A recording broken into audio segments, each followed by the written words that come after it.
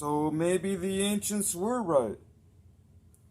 The celestial bodies were guiding humanity.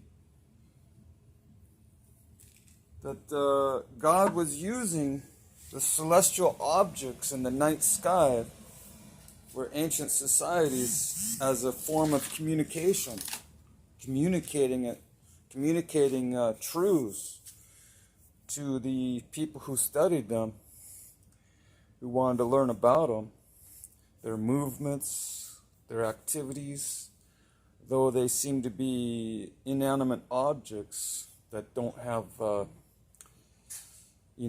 human features like feelings and emotions and cognitive reasoning.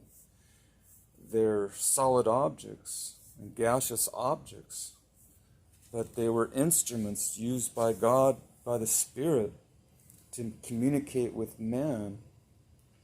Because they didn't have radio receivers invented yet. So that they did is they made these big dig outs, and they called them amphitheaters, and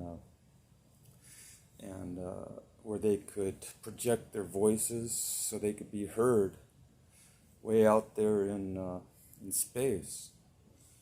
And the stars would communicate back, although the stars themselves didn't.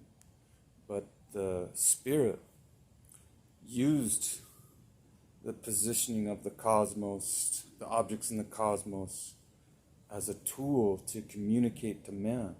It does say that in the Hebrew scriptures as well, that God invented the stars and the planets to determine signs and seasons as a kind of a calendar.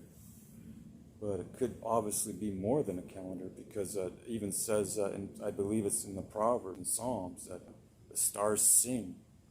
They sing of God's glory and His creation, and they are.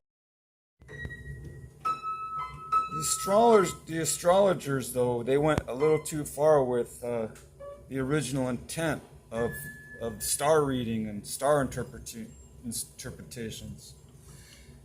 They started worshiping the stars instead of just interpreting as a form of language, designed by the Creator. They were driven to worship them as deities in of themselves, and so they took it a little too far.